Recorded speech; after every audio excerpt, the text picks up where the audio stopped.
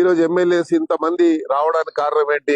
ఈ రోజు ప్రకాష్ గౌడ్ అని ఉట్టి ప్రకాష్ గౌడ్ కాదు, నిన్న మొన్న నాతోని దగ్గర 10 మంది ఇంకా మాట్లాడారు. 10 మంది అడిగారు. నేను చెప్పాను కాంగ్రెస్ పార్టీలో నేను ఉన్నాను కాబట్టి నాకు తెలుసు కాంగ్రెస్ పార్టీలో స్వేచ్ఛ అనేది మనకు sky is the limit. Congress పార్టీలో మీరు వచ్చి ఎలాంటి ఇబ్బందుల గురి గారు మేము అది బాధ్యత మేము తీసుకుంటాము. ముఖ్యమంత్రి గారిని ఎప్పుడంటప్పుడు కలవచ్చు. కష్టపడ్డ ప్రజలు ఆదరించారు, గెలిచినారు.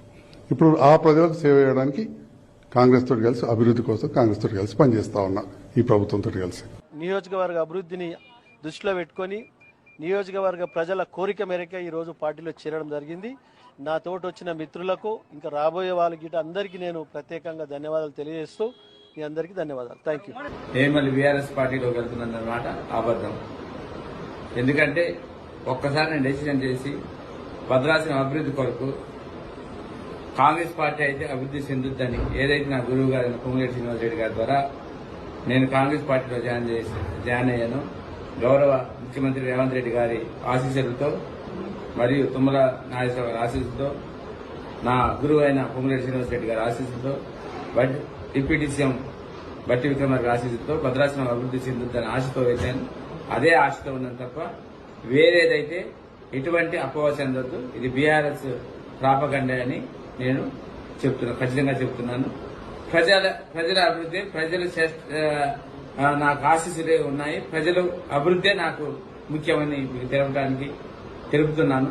మీరు ఎటువంటి అపోహ చెందితే నేను కాంగ్రెస్ పార్టీని కొనసాగుతున్నాను. నా మీద మనం ప్లాన్ చేసుకొని ముందుకెళ్దామని చెప్పి కూడా వారు చెప్పడం జరిగింది.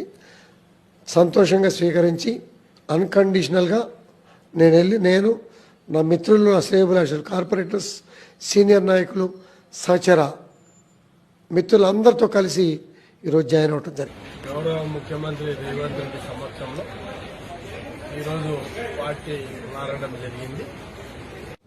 రైతుల కష్టాలు తీరాలనే ఒక ఆకాంక్షతో నేను ఈరోజు వారి నాయకత్వంలో, రేవంత్ రెడ్డి గారి నాయకత్వంలో కాంగ్రెస్ పార్టీలో వచ్చాం. రేవంత్ రెడ్డి గారు స్వయంగా పిలిచి, అన్న మీరు మా పార్టీలోకి రండి, ప్రభుత్వానికి మీ అనుభవం అవసరం, మీ నియోజకవర్గ అభివృద్ధిని మీరు ఊహించిన దానికంటే బ్రహ్మాండంగా చేద్దామని చెప్పి వారు నన్ను కాంగ్రెస్ పార్టీలోకి ఆహ్వానించడం జరిగింది.